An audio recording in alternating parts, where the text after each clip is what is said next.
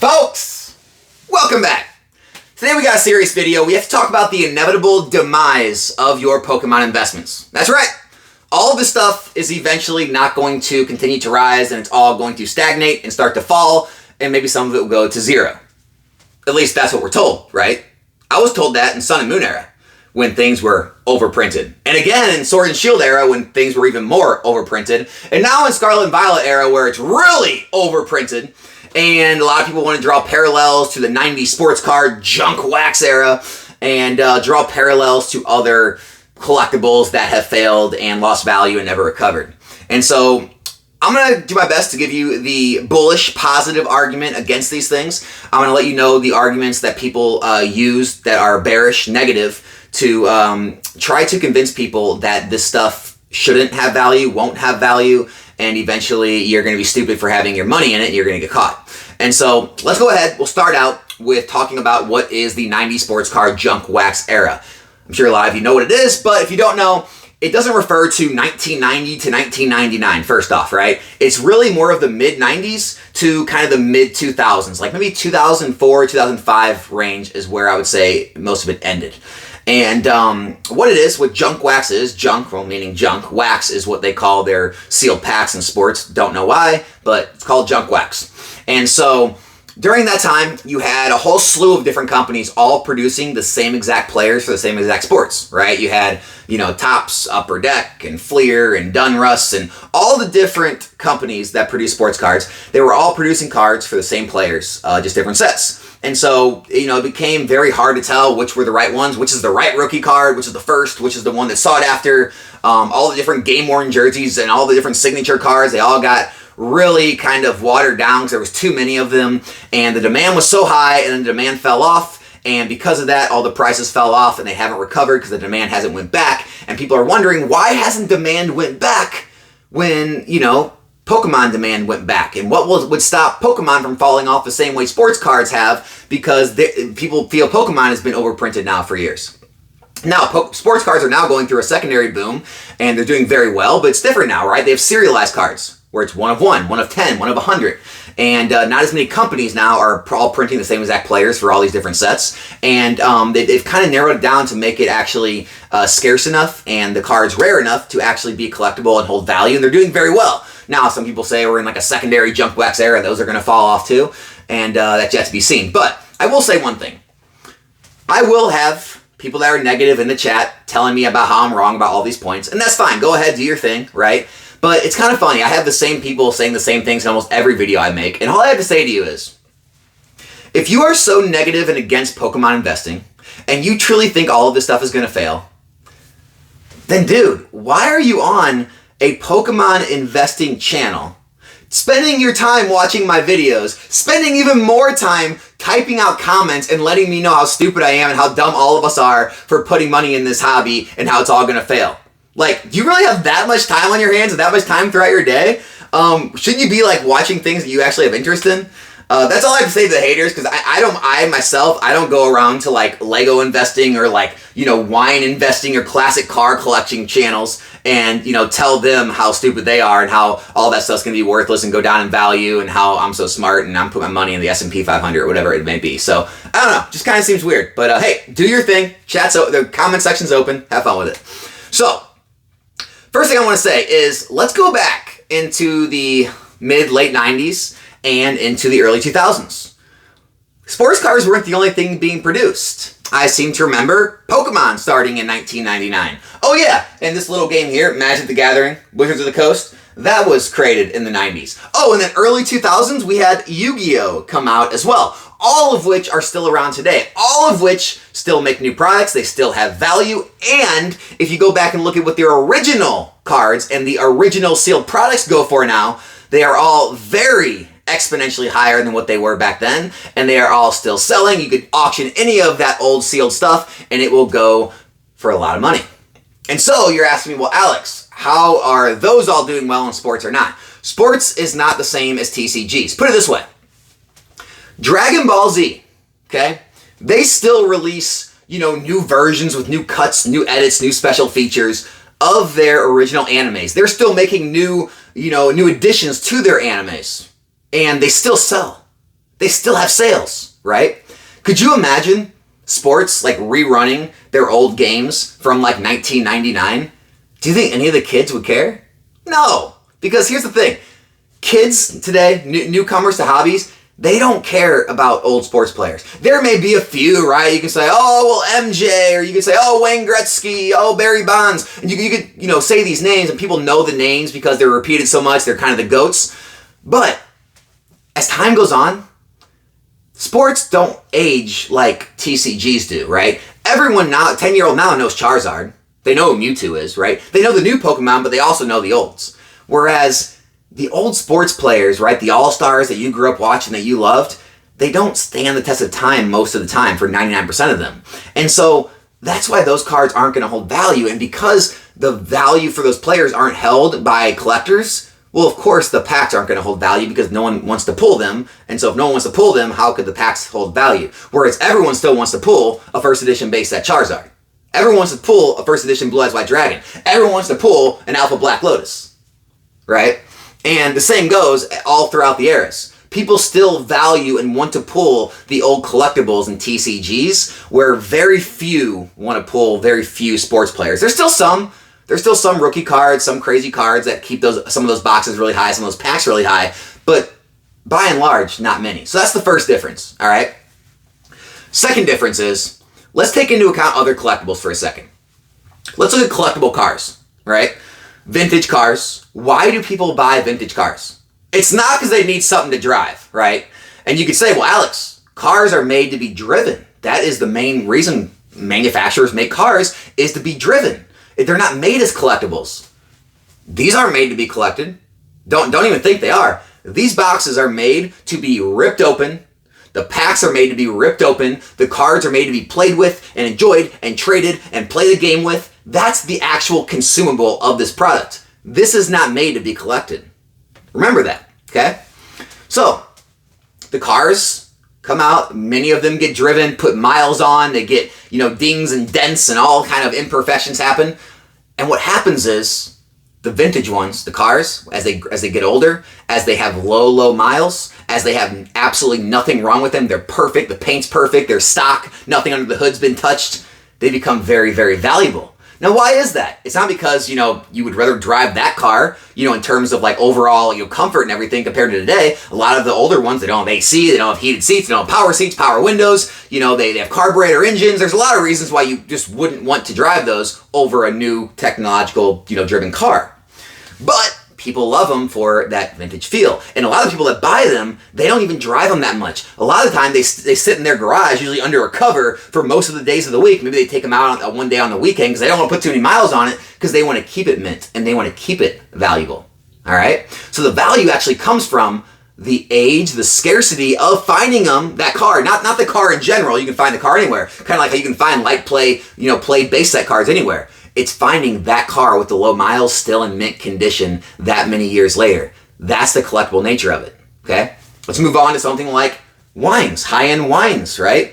Well, first of all, Gary Vee, he's been in the wine business his whole life, right? He'll be able to tell you, listen, the majority of people out there can't tell the difference between a $10 wine and a $1,000 bottle of wine. Okay, so it's not really always the taste, even though there are, certain vintages where people say, oh, the grapes were better this year, they were made better, so that's why they're sought after. That's why they hold value, I get it. And then, as more of it gets drank? What's the right word? I don't know. Over time, right, there's less and less of those bottles, and so the people that still have those bottles sealed, they become more and more valuable. Now, here's the thing. A lot of the people that invest in high-end wines, they never actually drink them. What do? They put them in their wine cellar, they collect dust over the years, and as other people drink the wine, which is what it's made for, again, the wine's made to be drank, it's not made to be collected, made to be open, not made to be collected, right? And it gains value over time as more of it gets opened and drank, as more of it gets opened, right? And it sits on a shelf, collects dust, and then in the future it's worth more because more people enough people still desire it for how many there are left, which raises the price. Sound familiar? And we could go on and do this in every industry, right? Collectible coins, collectible currency, right? Bills, notes.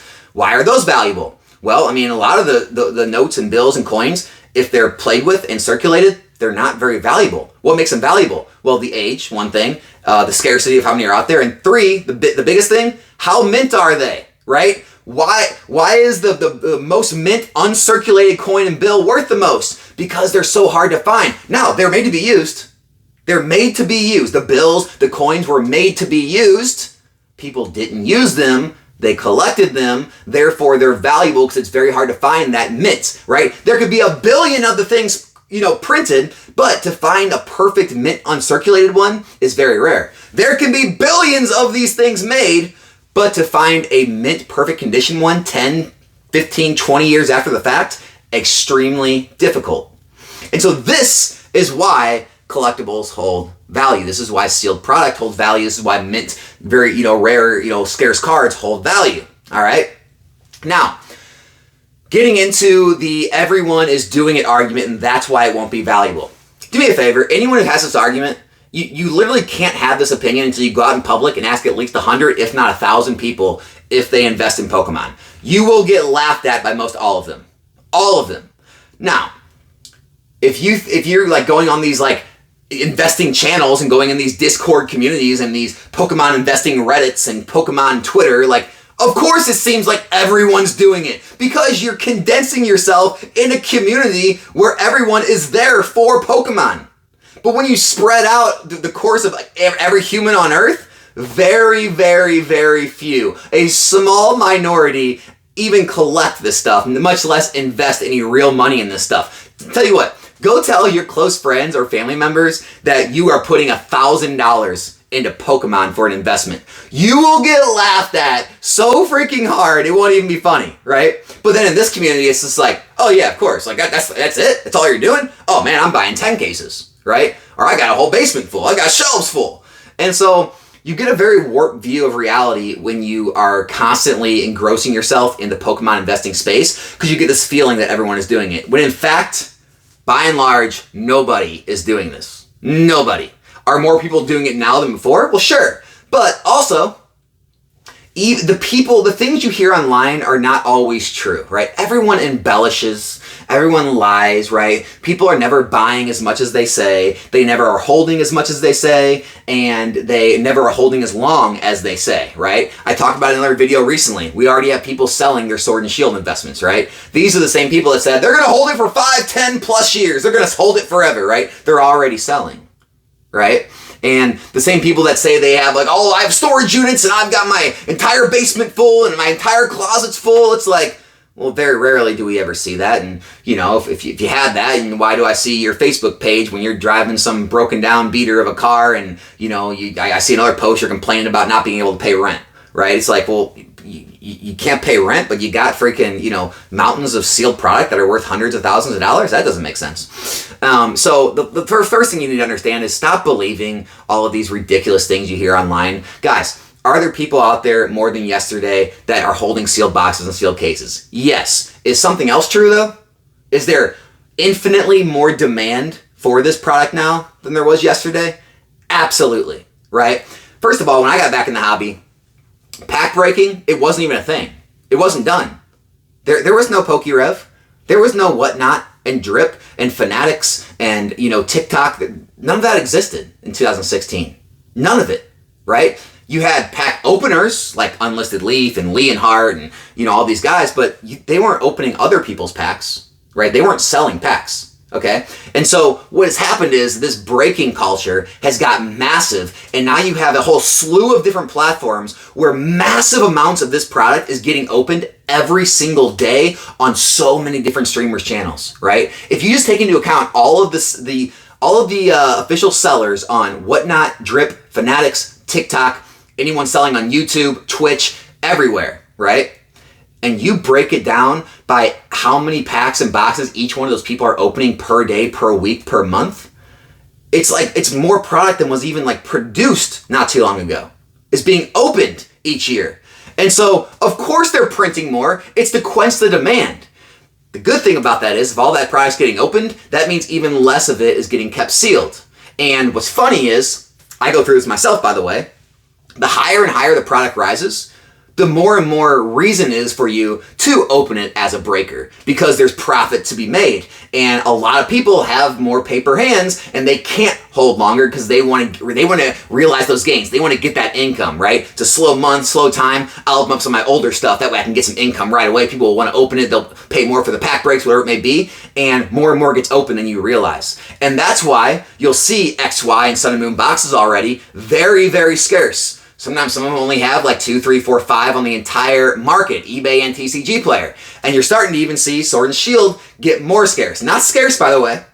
Not trying to say like there's none out there, but just go check the available listings of Sword and Shield boxes, all right? And check them every couple months. And you'll see there's starting to be less and less boxes available for sale on the market every month, every year. And it's following the same exact pattern, guys. And if you weren't around for the last few years, from the time I started my YouTube channel, a lot of my YouTube channel was spent debating a lot of these issues that were being perpetrated by a lot of the negative people in the community, saying none of this stuff would rise in value because it's overprinted. Guys, we're already seeing it, right? No one saw any of this rise in value in Sword and Shield coming, but it's all happening. Scarlet and Violet's already rising, right? So obviously they're printing enough to meet the demand, but there's still more demand than what they're printing. Now, what you could say is, well, Alex, when sports cards fell off, the demand fell off with it, and that means the demand for this stuff, when it falls off, the price will fall off with it. So did I say demand will fall off with it? I meant price fell off with it. And so people are going to say, well, Alex, when all this, gravy train ends and people start kind of falling away from the hobby, you're going to start seeing all this stuff lower in price. And yeah, there's going to be downs in the market, right? There'll be ups and downs. And sure, if demand falls, obviously, if supply is at least the same, if not higher, it's going to fall as well. But trying to predict that day when demand just magically falls off, when we've literally been going, I've been in the hobby 9 years, and there's been ups and downs, but it's been a steady increase of demand and a steady holding of demand, at least even when times weren't as spectacular and fun and exciting. It seems less likely to predict a demand decrease than it does to predict a relatively same demand, if not an increase of demand in the future. Guys, Pokemon's biggest media franchise. I don't ever want to repeat that. I'm not trying to be like a broken clock. But Pokemon's biggest media franchise. They know what they're doing in terms of marketing. They have so many avenues that bring people to the TCGs, right? They've got they got the anime, they've got the video games, they've got like plushes and other toys and other games and all this marketing that is really just built to bring people into the Pokeverse. And once they get here, there's a ton of very good content creators that all, open packs and show off all the items that get people really engaged. That's what's missing that wasn't in the 90s sports card era, is the marketing machine of social media. Pokemon and content creators have a way of keeping people very engaged in the hobby all day long. Whether you look on Twitter or Instagram or, YouTube or TikTok, no matter where you go, you can't get away from the Pokemon ads after you've put yourself into the machine, right? After you started searching for the things, and the more and more those ads, the more and more it engrosses people in. And sure, people do burn out and leave the hobby, but more and more people, the population of the world is rising, right? And more people are continuing to find their way to the hobby. Then the people that did fall off, they eventually find their way back to the hobby a lot of the time. The people in the hobby continue to grow as people in their net worths, in their incomes, and they spend more money in the hobby. They're raising kids that, they're obviously putting Pokemon in front of them, and a lot of those kids will find their way to the hobby. There's so much more upside potential at this point than there is downside potential. And with any kind of investing, all you're looking for is a positively geared risk to reward ratio. And so when you see all the positives out there, and the only negative is, well, Alex, if they print too much and demand falls, the price will fall. That's the only negative out there. And I don't see that overpowering all the positives. And so for me, it continues to make more sense to buy and hold this sealed product and keep it minty, because it makes a lot more sense that there's going to be harder to find mint sealed boxes in the future than it is now. And as long as demand, even if demand falls off, right? As long as demand falls off at a slower rate than supply falls off, you'll always have higher prices. Let me say that one more time. Demand does not have to go up for boxes to rise, right?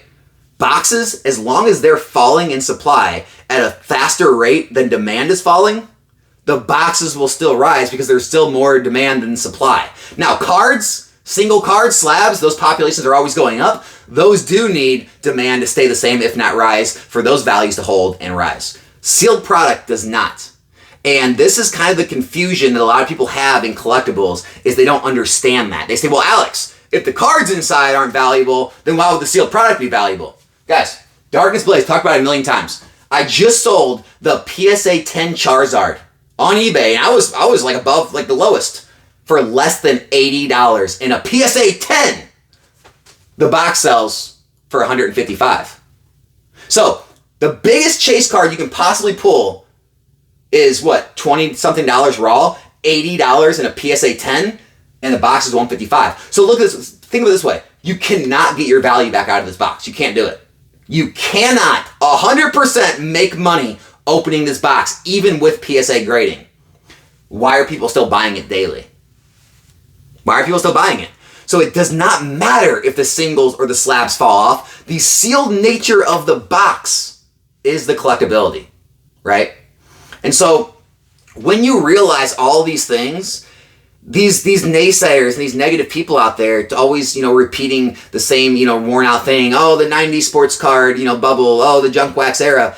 It won't affect you as much when you understand the fundamentals behind this stuff and why you're investing in it and all the positives that weigh out those small amount of negatives that could happen, right? This is still like, possibilities, Armageddon type scenarios. Like, it possibly will lose demand at some point in the future. And then if it happens, we'll win. Are we saying in 5 years, 10 years, 20 years, 50 years? Well, here's the thing. If it doesn't lose demand long enough, like we could say eventually, okay, fine, I'll give you, maybe in 100 years, these things lose value. That's fine. But most of us here are not going to be alive then, right? Most all of us. What's your time frame on this stuff? When are you actually going to sell? Or are you buried with it? And a lot of times, there's a much more likely scenario that all this stuff holds value for as long and rises in value for as long as you are going to own it and then flip it for a profit, or your life is going to end, or whatever it may be, than there is for it to all of a sudden fall off in demand in the next, few years, 5 years, 10 years, right? Because Pokemon they have no sense of stopping, right? You see other TCGs popping up, like One Piece, like Star Wars, like Dragon Ball, Lorcana, that are all doing extremely well too. Like not maybe as good, but they're all still popular. Their products are being sold. Their games being played. So you see all this demand in the TCG space, the anime space, whatever it may be, and you think, Pokemon, the top dog, is going to fall off? Well, that would mean that all of these have to fall off. Like, Yu-Gi-Oh! Would have to fall off, and Magic would have to fall off, and Lorcana and One Piece, because Pokemon's the top. The top dog doesn't fall off. All the little minions fall off first before the king. And so, when you take all this into account, it just doesn't make sense, guys. So, try to see through that fog. Look, last thing I'm going to say is, real simple.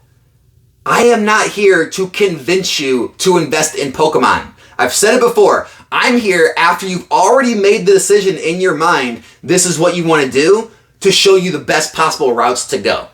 If you don't believe in this stuff, don't do it. Stop leaving me all these stupid comments trying to argue with me. Just don't do it. Don't put your money into it. Go put your money into something that you feel is more stable, more safe, is going to perform better, right? And we'll compare and contrast notes at the end. We'll see who did better, who did worse. I don't care, right? I don't care. I'm not trying to convince you. I'm here for everyone who's already convinced to say, hey, this is why I think's better, this is why I think's worse, this is what works, this is what doesn't work, and you have enough time, things usually work out, whatever it may be. But I'm not here to try to convince you of anything else, right? So, look, if after hearing all this, you still don't believe in it, you think I'm wrong, you think it's all going to be, 90s sports car junk wax trash in a bit, no problem. Sell what you have, don't buy anymore, don't listen to me anymore, don't be in the hobby. That's all there is to it. It's pretty simple. Anyways, guys, that's all I got today. Hope you enjoyed the video. Be back here in a new one soon. I'm out.